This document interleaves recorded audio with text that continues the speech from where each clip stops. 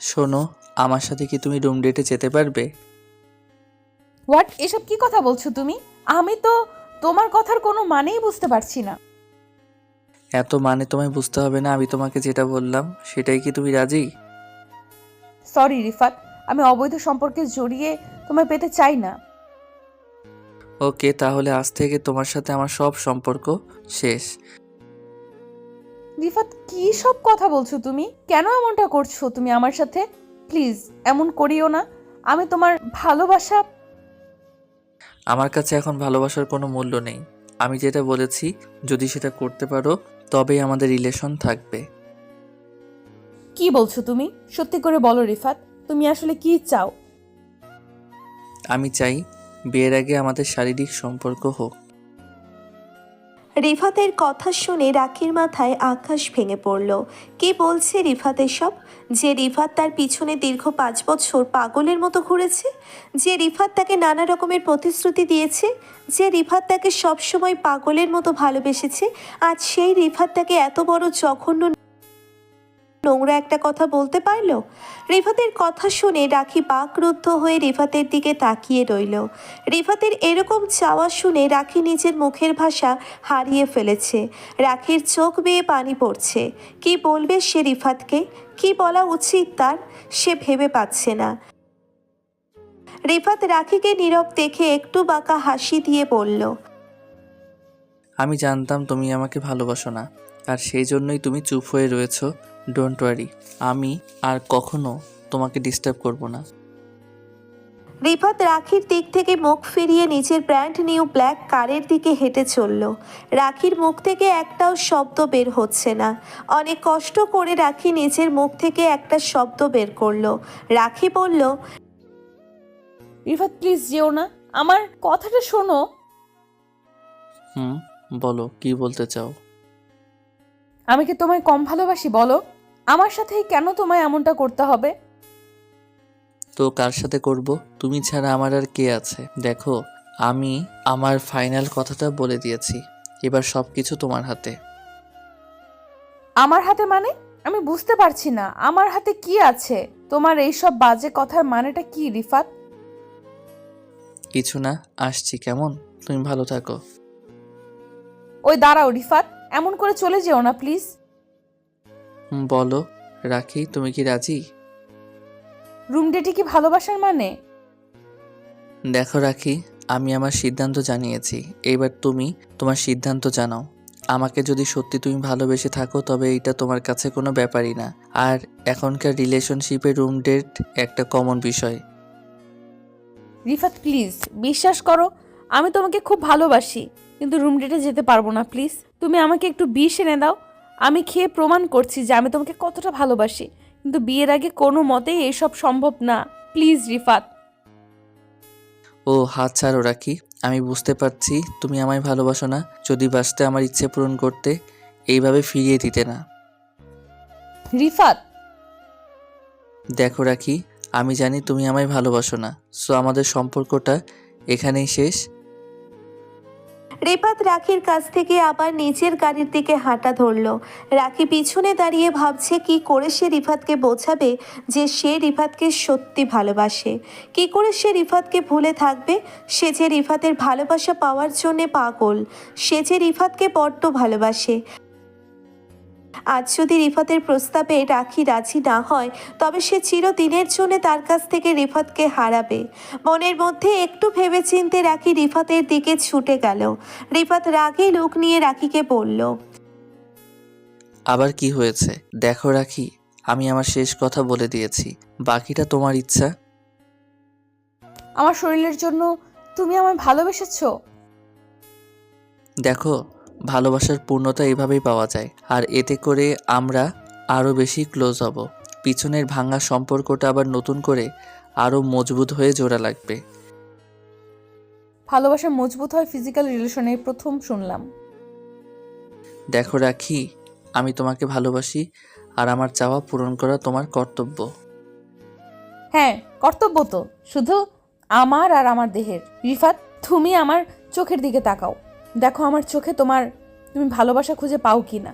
আমার চোখের দিকে তাকিয়ে তুমি সত্যিকারের ভালোবাসা দেখতে পাবে, আর আমার পোশাকহীন দেহের দিকে তাকিয়ে তুমি যৌনতা। রিফাত, যৌনতার ভালোবাসা এক না। Please try to understand. Shut up রাখি, তুমি কোনোভাবেই আমাকে কনভিন্স করতে পারবে না। আমি আমার মনের কথা বলেছি। এই রিলেশন টিকবে কি টিকবে না তা শুধু তোমার হাতে। এতটা কাছে টেনে এনে এক ধাক্কায় ছুঁড়ে ফেলে দিচ্ছ আমায় সামান্য রুম ডেটের জন্য। রিফাত, বিয়ে করার পরে তো তুমি এমনিতেই আমায় পাবে, তাহলে বিয়ে করে নাও আমায় আজ, আর এই মুহূর্তেই। আমি তোমার চিরদিনের জন্য। আমি জানি, কিন্তু তাহলে তো তোমার ভালোবাসার পরীক্ষা নেওয়া হবে না, তাই না? এই দেহের জন্য, শুধুমাত্র আমার দেহের জন্য তোমাকে আমি হারাতে পারবো না। রিফাত, আমি তোমার প্রস্তাবে রাজি, কিন্তু প্লিজ তুমি আমাকে ঠকিও না। বিশ্বাস করো, তোমাকে ছাড়া আমি বাঁচবো না। তোমার জন্য আমি মরতেও দুবার ভাববো না। আর অবহেলা করো না আমায়। আমি তোমার শর্তে রাজি। রাখির কথা শুনে রিফাত মনে মনে ভাবছে, বাহ, এ তো মেঘনা চাইতেই চল। আমি তো ভেবেছি ওকে রাজি করাতে আমাকে অনেক কষ্ট করতে হবে, কিন্তু না, ও তো প্রথম কথাতেই রাজি হয়ে গেল। যাক, ভালোই হলো, আমার চাওয়াগুলো পূরণ হতে চলেছে। রিফাত একটু গম্ভীর গলায় রাখিকে বলল, তুমি ভেবে চিনতে রাজি হয়েছো তো? হুম। তাহলে এখনো কাঁদছো কেন? কই কাচ্ছি? আচ্ছা তো বলো, কবে যাবে রুম ডেটে? তুমি যখন বলবে। কাল বিকেলে।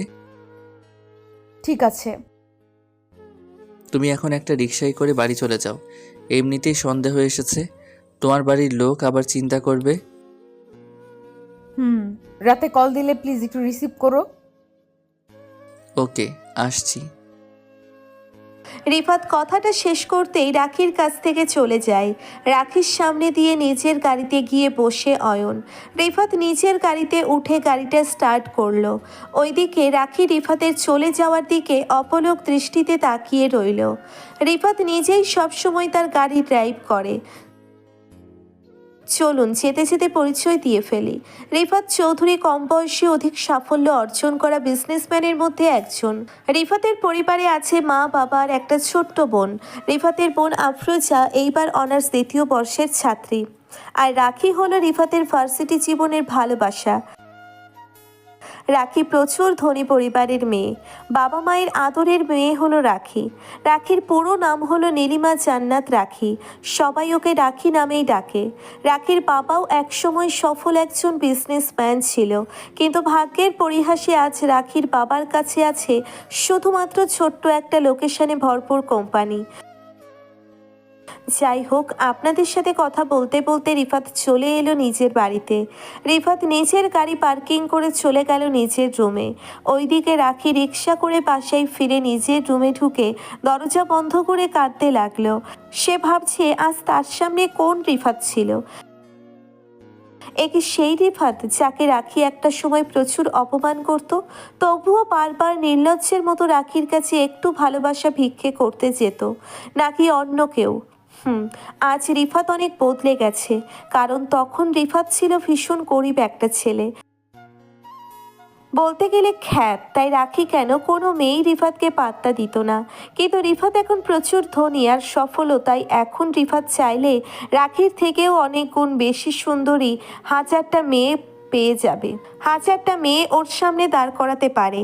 রাখি রিফাতের আজকের ব্যবহারটা নিয়ে ভীষণ চিন্তিত, প্রচুরভাবে কষ্ট দিচ্ছে তাকে। এই ভেবেছে রিফাত তাকে এত নিচু একটা প্রস্তাব দিল, আর রাখি রিফাতের ভালোবাসা রক্ষা করতে রিফাতের ভুল সিদ্ধান্তকে মেনে নিল। রাতের দিকে রিফাত নিজের ফোনটা হাতে নিতেই দেখতে পেল তার ফোনে 305টা মিসড কল এসেছে রাখির ফোন থেকে। সবগুলো কল রাখির নাম্বার থেকেই করা হয়েছে। রিফাত একটু বাঁকা হাসি দিল, কারণ রিফাত রোজই দেখে রাখি তাকে এর থেকেই বেশি কল দেয়, কিন্তু রিফাতের সময় হয় না রাখির কল রিসিভ করার। যাই হোক, রিফাত ফোনটা অফ করে ঘুমিয়ে পড়ল। সকালে ঘুম থেকে উঠে রিফাত চলে যায় অফিসে। সারাদিন অফিস করে বিকালের দিকে রিফাত অফিস শেষ করলো। রিফাত নিজের গাড়িতে বসে মনের আনন্দে ফোনটা হাতে নিয়ে রাখির নাম্বারে ডায়াল করলো, কারণ এখন রিফাতের রাখিকে খুবই প্রয়োজন। দুবার রিং হতেই রাখির কলটা পিক করলো। রাখি কলটা পিক করতেই রিফাত রাখিকে উদ্দেশ্য করে বলল, কোথায় আছো এখন? এই তো বাড়ি থেকে বেরিয়ে আসছি। তুমি কোথায়? আমিও রেডি হয়ে বাড়ি থেকে বেরিয়ে এলাম। হুম, তোমার দেওয়া ঠিকানা মতোই চলে আসবো, সমস্যা নেই। ভয় করছে নাকি তোমার? গলাটা যে এমন লাগছে। ভয় কেন লাগতে যাবে? আমার গলায় ভয়েস শুনে যদি তুমি সবটা বলতে পারতে, তাহলে তবে হয়তো আজ আমায় এই দিনটা দেখা লাগতো না। তুমি না সত্যি অনেক বেশি কথা বলো। আজকের এই দিনটি আমাদের দুইজনের জীবনের অনেক বড় গুরুত্বপূর্ণ একটা দিন। সেটা তো অবশ্যই, কারণ আজকের এই দিনেই আমি নিজের সব কিছু তোমায় দিয়ে দিব। গুরুত্বপূর্ণ তো হবেই। আহা, এমন করে বলছো কেন? আমার এই প্রস্তাবে কি তুমি রাজি না? রাজি কিনা সেটা তুমি আমার থেকেও বেশি ভালো করে জানো। অযথা আমার মাথা খারাপ করো না, কলটা রেখে দাও। হুম, রাখছি আমি। আর শোনো, তাড়াতাড়ি এসো। রিফাত কথাটা শেষ করতেই কলটা কেটে দিল। রাখির জন্য রিফাত অপেক্ষা করতে লাগলো। রাখির কথাগুলো শুনে রিফাত বেশ ভালো করেই বুঝতে পারছে যে রাখি রিফাতের উপর রেগে আছে। রিফাতের উপর রাখির এমন রাগ করাটা স্বাভাবিক, কারণ রাখি সবসময় একটু প্রসেসিভ থাকতে চায়। রাখি কখনো এসব শারীরিক সম্পর্ক চায়নি আর না পছন্দ করে। রিফাতও এই সম্পর্কের ভালো করেই জানে, তবুও রিফাত রাখির সাথে এমনটা করলো। রাখি রিফাতের কথা মতো নির্দিষ্ট স্থানে চলে এলো। রাখি রিফাতের বলা স্থানে চলে আসতেই দেখতে পেল রিফাত অনেক আগেই এসে পড়েছে। রাখি নিজের ভালোবাসাটা আজ প্রকাশ করতে নিজের দেহকে বেলিয়ে দিতে এসেছে। রাখিরা চোখের নিচেই নোনা জল টলমলো করছে।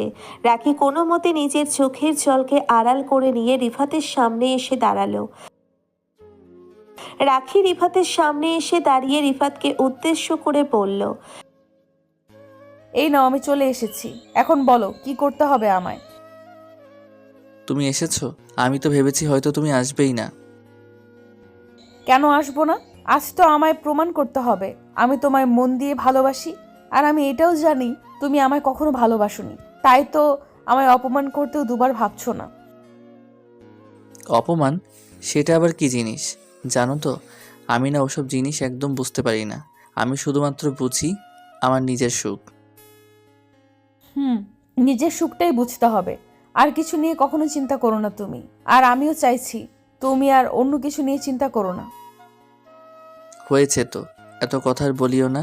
আমি আর অপেক্ষা করতে পারছি না। চলো না, একটু আমার জ্বালাটা নিবারণ করে দাও। তোমার সকল জ্বালা নিবারণ করতে এসেছি আমি। তবে আমার একটা কথা আছে, যদি অনুমতি দাও তবে বলতে চাই। কি কথা? বলো না সোনা, আমি তোমার সব কথাই শুনতে প্রস্তুত। আমার কথাটা হলো, আজকে এই রুম ডেট করার পর থেকে আমার সাথে আর তোমার কোনো যোগাযোগ থাকবে না। মানে? মানেটা হলো, আজকের পর থেকে তুমি আমার সাথে কোনো প্রকার যোগাযোগ রাখবে না। একা থাকবো, একান্ত একা। রাখির কথাটা শেষ হতেই রিফাত বেশ শব্দ করে হাসতে লাগলো। রাখি রিফাতের ঠোঁটের কোণে এমন হাসির ঝলক দেখে ভীষণ অবাক হয়ে যায়। রিফাত হাসতে হাসতে নিজের পেট চেপে বসে পড়ে।